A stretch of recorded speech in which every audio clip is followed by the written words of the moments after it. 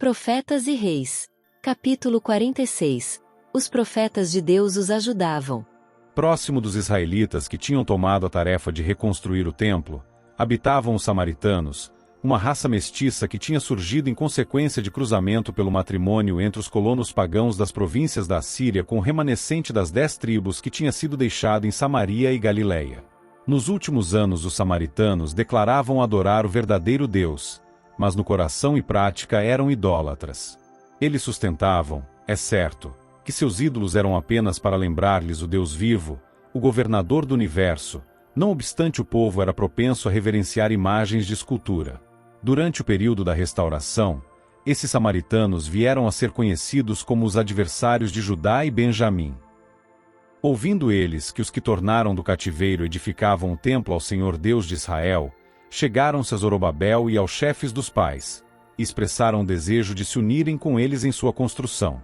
Deixai-nos edificar convosco, propuseram, porque, como vós, buscaremos a vosso Deus, como também já lhe sacrificamos desde os dias de Esaradom, rei da Síria, que nos mandou vir para aqui, mas o privilégio que pediam foi-lhes recusado.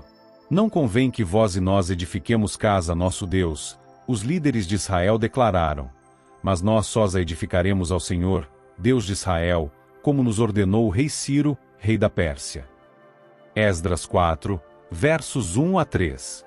Apenas um remanescente tinha escolhido voltar de Babilônia, e agora, ao empreenderem uma obra aparentemente além de suas forças, seus mais próximos vizinhos vêm com oferecimento de auxílio. Os samaritanos se referem à sua adoração do verdadeiro Deus, e manifestam o desejo de partilhar os privilégios e bênçãos relacionados com a atividade do templo. Como vós, buscaremos a vosso Deus, declaram eles. Deixai-nos edificar convosco.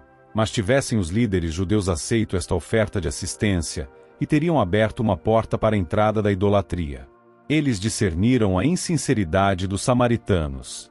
Compreenderam que o auxílio alcançado mediante uma aliança com esses homens seria como nada em comparação com as bênçãos que poderiam esperar receber se seguissem os claros mandamentos de Jeová.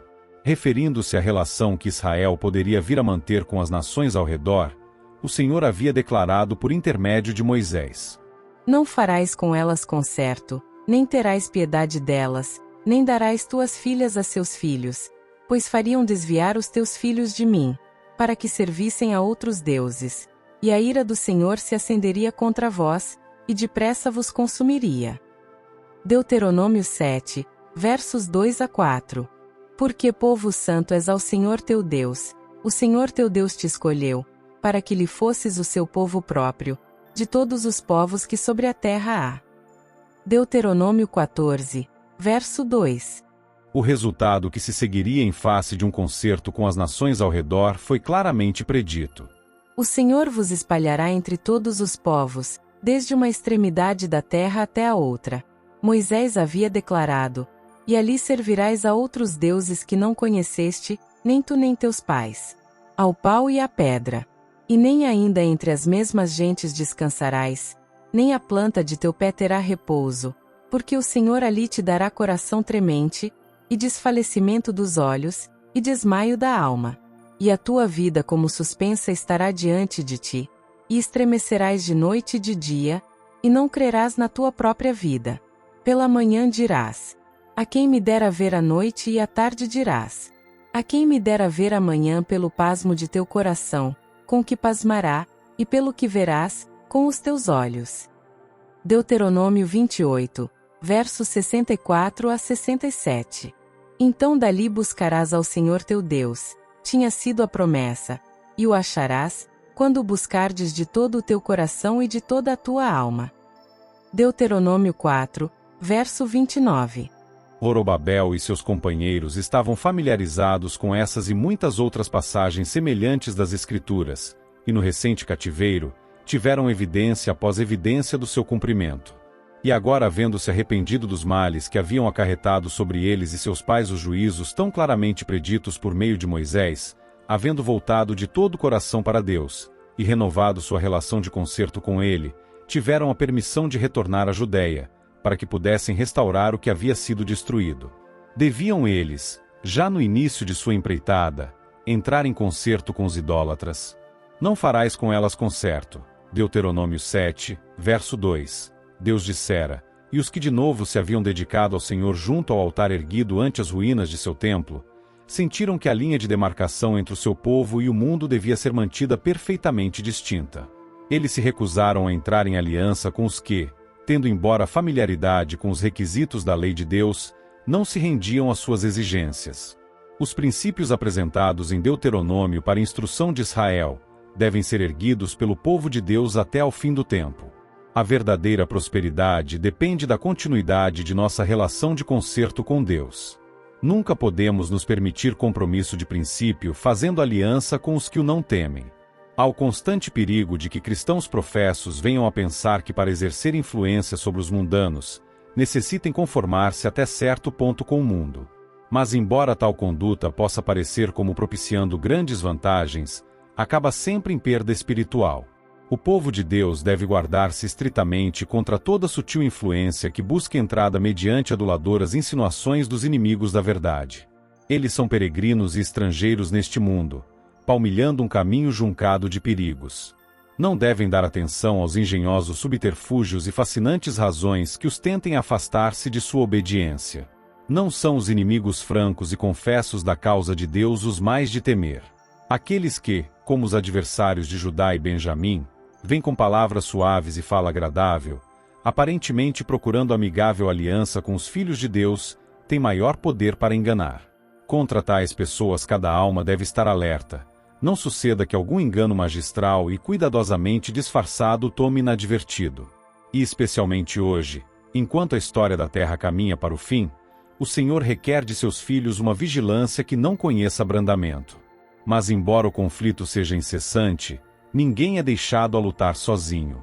Anjos ajudam e protegem os que andam humildemente diante de Deus. O Senhor jamais trai a quem nele confia. Quando seus filhos dele se aproximam em busca de proteção contra o mal, em piedade e amor ele levanta para eles um estandarte contra o inimigo. Não lhes toque, ele diz, pois são meus. Tenho-os gravados nas palmas das minhas mãos. Incansáveis em sua oposição, os samaritanos debilitavam as mãos do povo de Judá, e inquietavam-nos no edificar, e alugaram contra eles conselheiros para frustrarem o seu plano, todos os dias de Ciro, rei da Pérsia, até o reinado de Dário, rei da Pérsia. Esdras 4, versos 4 e 5. Mediante falsos relatórios, eles suscitaram suspeitas em espíritos facilmente levados a suspeitar. Mas durante muitos anos os poderes do mal foram mantidos em xeque, e o povo na Judéia teve liberdade para continuar sua obra. Enquanto Satanás estava procurando influenciar as mais altas autoridades no reino da Medo-Pérsia para que não mostrassem favor ao povo de Deus, anjos trabalhavam no interesse dos exilados.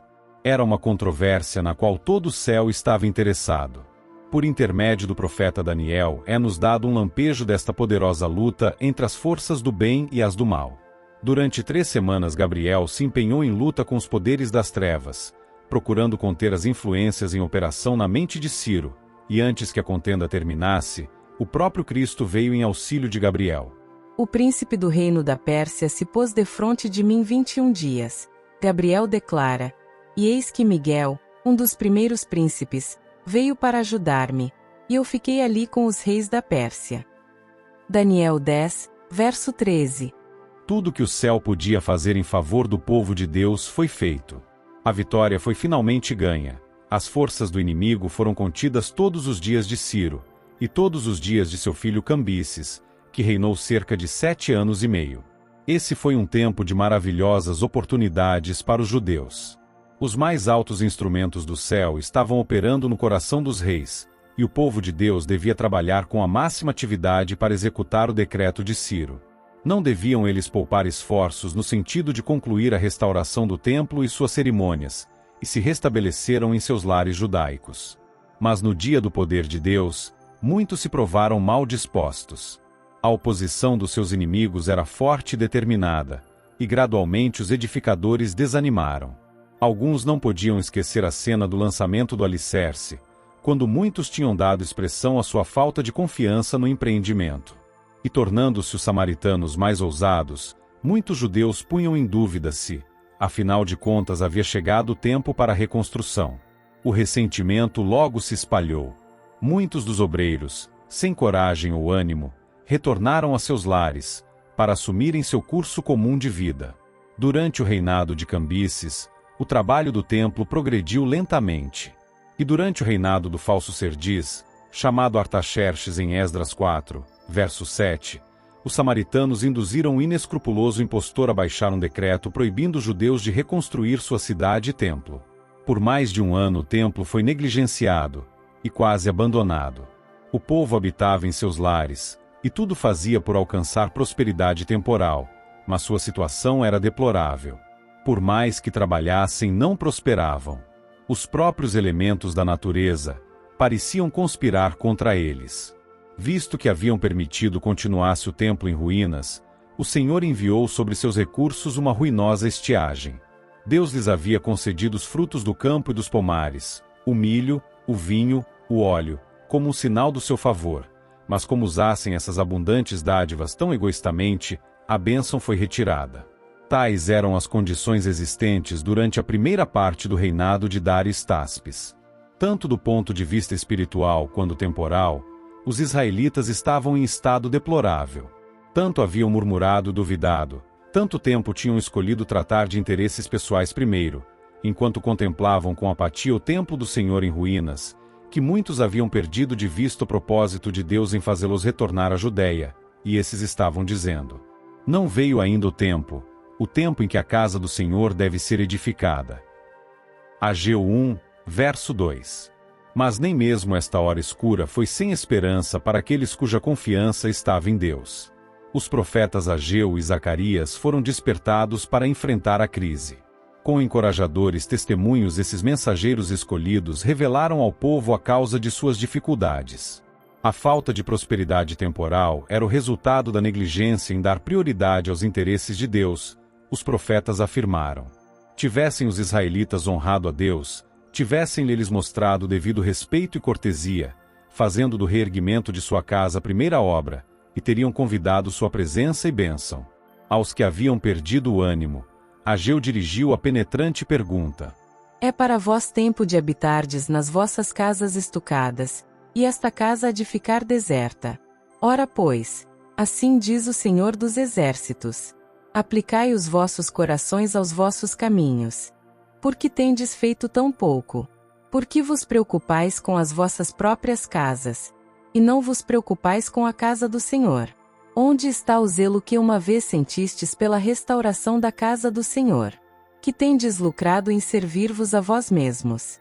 O desejo de fugir da pobreza tem-vos levado a negligenciar o templo, mas esta negligência acarretou sobre vós o que temíeis. Semeais muito, e recolheis pouco, comeis, mas não vos fartais, bebeis, mas não vos saciais, vestivos, mas ninguém se aquece, e o que recebe salário num saco furado.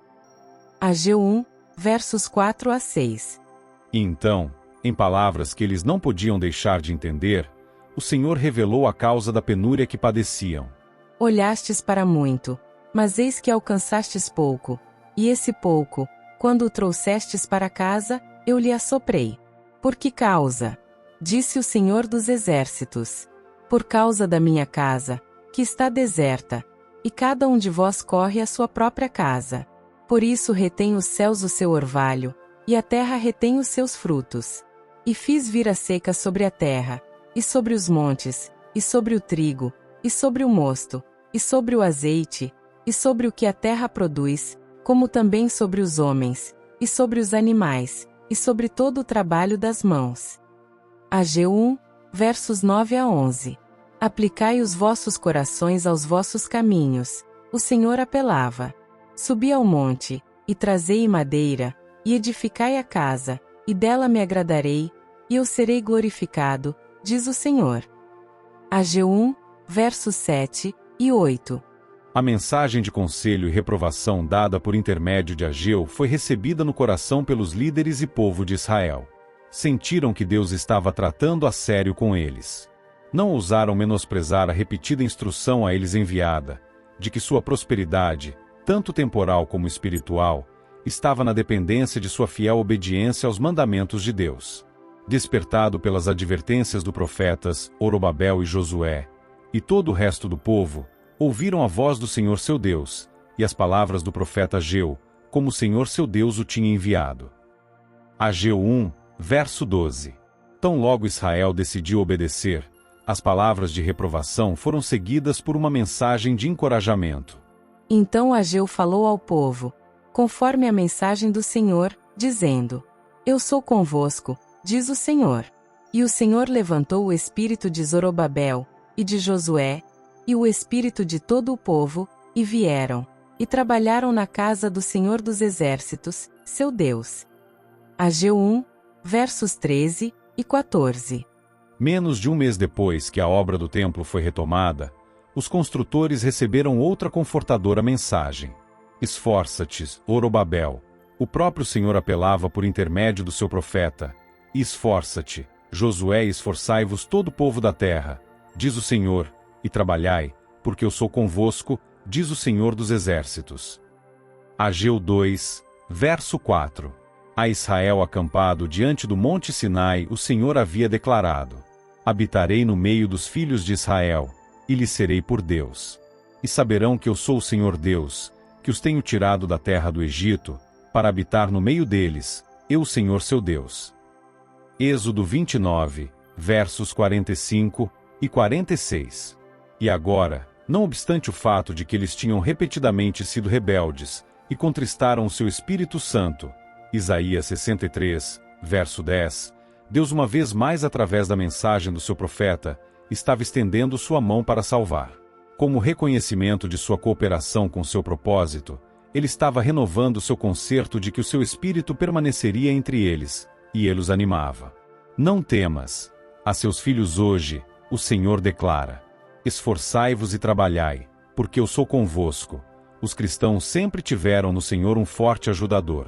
Podemos não conhecer a maneira como o Senhor ajuda, mas de uma coisa nós sabemos: Ele jamais falta aos que nele põem a sua confiança. Se os cristãos soubessem quantas vezes o Senhor tem preparado o seu caminho, a fim de que o propósito do inimigo com respeito a eles não se realizasse, não andariam tropeçando e queixando-se. Sua fé estaria firme em Deus, e nenhuma provação teria poder para movê-los. Eles o reconheceriam como sua sabedoria e eficiência, e ele poderia realizar aquilo que deseja por meio deles. Os ferventes apelos e encorajamentos dados por meio de Ageu receberam ênfase adicional por meio de Zacarias, a quem Deus suscitou para lhe ficar ao lado nos apelos a Israel para que executasse a ordem de levantar-se e edificar. A primeira mensagem de Zacarias foi uma garantia de que a palavra de Deus jamais falha, e uma promessa de bênção aos que dessem ouvidos à segura palavra da profecia. Com os campos devastados, as escassas reservas de provisões rapidamente se esgotando, e rodeados como estavam por povos inamistosos, os israelitas prosseguiam ainda assim com fé, em resposta ao chamado dos mensageiros de Deus, e trabalhavam diligentemente para restaurar o templo arruinado. Era uma obra que requeria firme confiança em Deus. Enquanto o povo procurava fazer sua parte, buscando uma renovação da graça de Deus no coração e na vida, mensagem após mensagem era dada por intermédio de Ageu e Zacarias, com a certeza de que sua fé seria ricamente recompensada, e que a palavra de Deus concernente à futura glória do templo cujas paredes eles estavam reparando, não falharia. Nesse mesmo edifício apareceria, na plenitude do tempo, o desejado de todas as nações como mestre e salvador da humanidade. Assim os construtores não foram deixados a lutar sozinhos, estavam com eles os profetas de Deus, que os ajudavam, Esdras 5, verso 2, e o Senhor dos Exércitos havia declarado: Esforçai-vos e trabalhai, porque eu sou convosco. Ageu 2, verso 4. Com arrependimento de coração e desejo de avançar pela fé, vieram as promessas de prosperidade temporal. Desde este dia, o Senhor declarou: Vos abençoarei. Ageu 2, verso 19.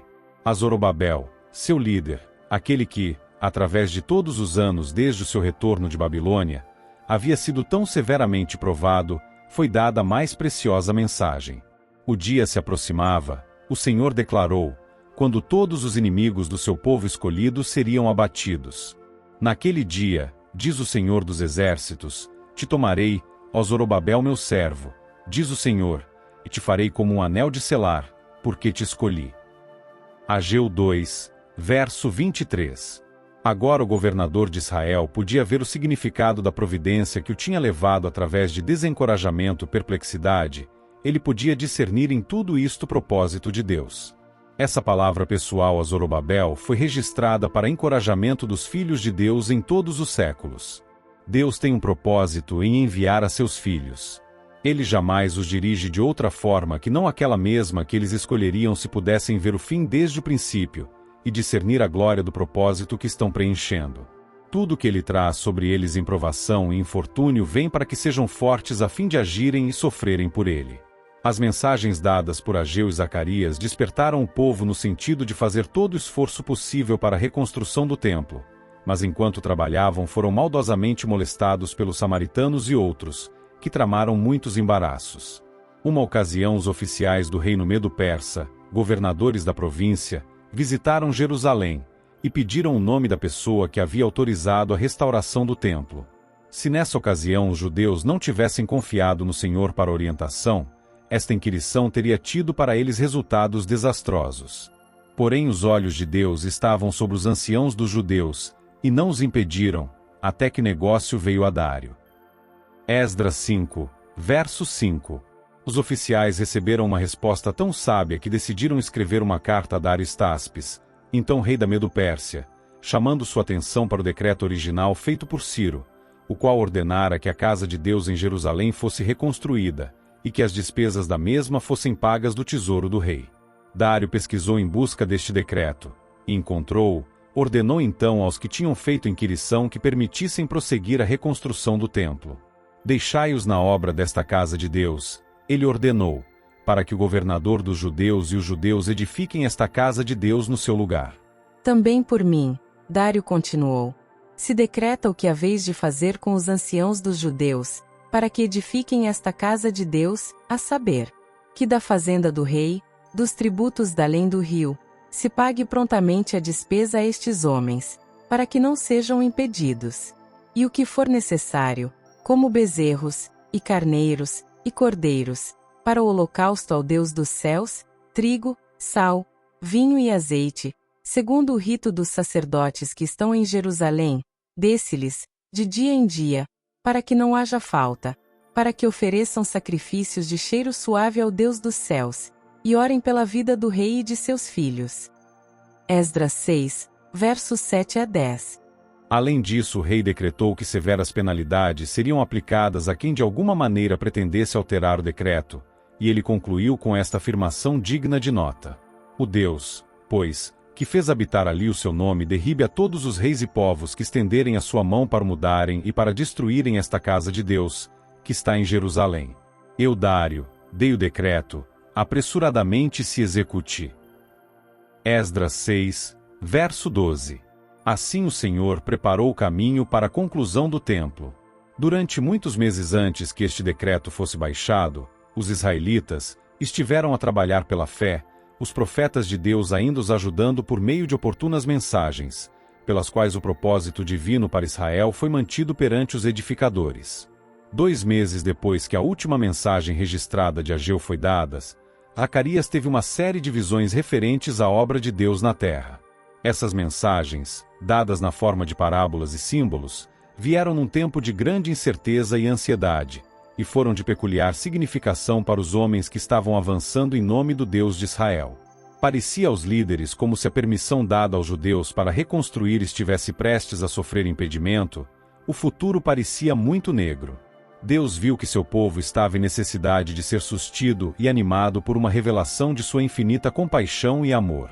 Em visão, Zacarias ouviu o anjo do Senhor perguntar: O Senhor dos Exércitos, até quando não terás compaixão de Jerusalém, e das cidades de Judá, contra as quais estiveste irado estes 70 anos? E respondeu o Senhor ao anjo que falava comigo, declarou Zacarias, com palavras boas, palavras consoladoras. E o anjo que falava comigo me disse: Clama, dizendo: Assim diz o Senhor dos Exércitos. Com grande zelo estou zelando por Jerusalém e por Sião. E com grandíssima ira estou irado com as nações em descanso, porque estando eu num pouco desgostoso, eles auxiliaram no mal. Portanto, o Senhor diz assim: voltei-me para Jerusalém com misericórdia. A minha casa nela será edificada, e o cordel será estendido sobre Jerusalém. Zacarias 1, versos 12 a 16.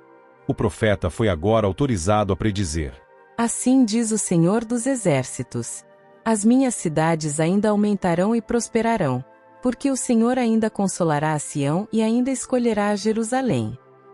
Zacarias 1, verso 17. Zacarias viu então os poderes que dispersaram a Judá, a Israel e a Jerusalém, simbolizados por 4 cornos.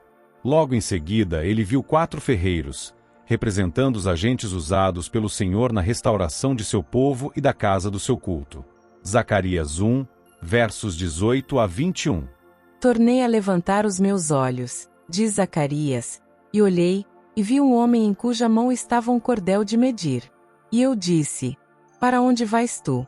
E ele me disse: medir Jerusalém, para ver qual é a sua largura e qual o seu comprimento.